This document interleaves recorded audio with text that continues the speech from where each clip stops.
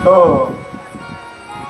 सुदामा जी पूछते हैं लोगों से, अगर मैं द्वारकापुरी में आ गया तो हमें कृष्ण का पता बता दो आप लोग।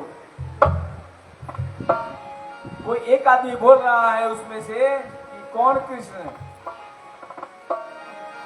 सुदामा जी बोल रहे हैं कि कृष्ण, उनका पूरा नाम है कृष्णचंद्र और मैं उसको प्यार से कन्हैया बोलता हूँ। वो यहाँ के राजा हैं, वो यहाँ के राजा हैं।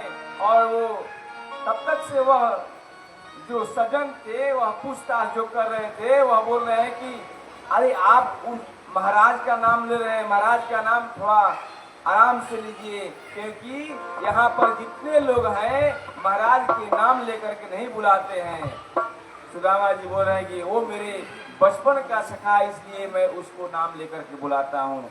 तब तक से कोई बोला कि आप ऐसा कीजिए कि आप आगे चले, जितने भी ये महल आप देख रहे हैं ये सारे उन्हीं का है, आप किसी भी महल में घुस जाइए।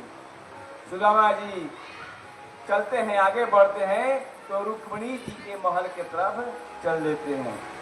जैसे ही दरवाजे पर जाते हैं, मुख्य द्वार पर जाते हैं, वैसे ही द्वारपाल उनको रोक लेते हैं, बोलते हैं कि ब्राह्मण देवता आप कहाँ जा रहे हैं, कहाँ से आए हैं? तब सुदामा जी बोलते हैं कि भाई मैं कृष्ण का परम मित्र सुदामा हूँ, आप जरा जाकर के उनसे बोलना कि मैं उनसे मिलने आया हूँ। तब द्वारपाल बोलते हैं कि अच्छा ब्राह्मण देवता आप यहीं पे रहिए, मैं आपकी खबर महल के अंदर तक पहुंचा के आता हूँ। और द्वारपाल जो है महल में जाता है, भगवान के समक्ष जाकर के, और वह बोलता है कि महाराज आप आज के दिन एक मैं ऐसा विभूति देखा हूँ कि उस विभूति को देख करके पता चलता है कि हमारे इस द्वारकाधीश में तो वैसा कोई विभूति होगा ही नहीं, क्योंकि जिस वेशभूषा में वह विभूति है उस वेशभूषा में द्वारकाधीश में अगर खोजा जाए तो कोई नहीं मिल सकता। भगवान पूछ रहे हैं कि ऐसा क्या है उसमें, क्या देखे उस विभूति में? द्वारपाल बोल रहा है विशेष पगा न धगा तन पे प्रभु, जाने को आयो बसो यही ग्राम, धोती फटी सी लतीज फटी और पाव उबान है कि नहीं श्याम। हे प्रभु, उस विभूति के सर पे न पगड़ी है, न बदन पे पूरा कपड़ा है, न पांव में जूता है, और पांव उपान है कि नहीं श्यामा। द्वार खड़ो द्विज दुर्बल एक, द्वार खड़ो द्विज दुर्बल एक, रहो सकिच वसुधा अभिरामा। द्वार खड़ो द्विज दुर्बल एक, रहो सकिच वसुधा अभिरामा। पूछत दीन दयाल को धाम, बतावत आपन नाम सुदामा। पूछत दीन दयाल को नाम, बतावत आपन नाम सुदामा। जब भगवान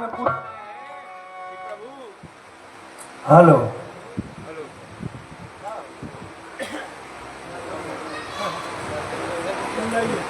जब भगवान पूछ रहे हैं कि कौन विभूति आया है, क्या नाम है उसका, तो द्वारपाल बता रहा है कि प्रभु वह अपना नाम सुदामा बता रहा है। सुदामा का नाम जैसे ही भगवान सुना वैसे ही अपने सिंहासन पर उठकर खड़े हो गए और दौड़ लगा दिए।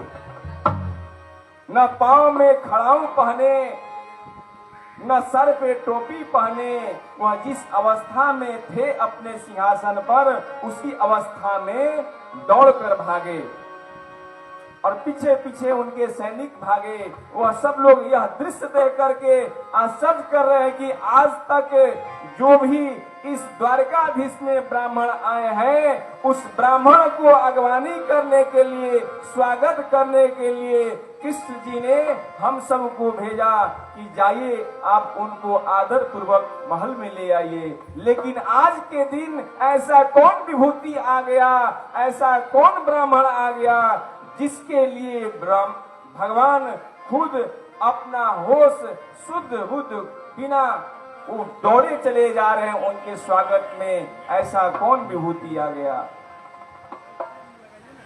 और भगवान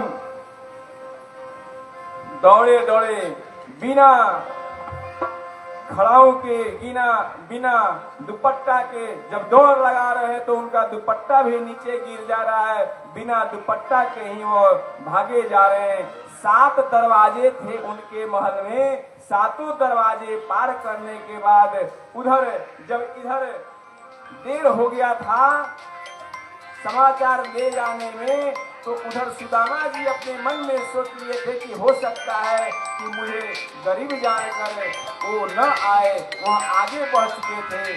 तब तक से 7 दरवाजे पार करके भगवान जब आगे गए, द्वारपालों से पूछे कि सुदामा कहाँ है।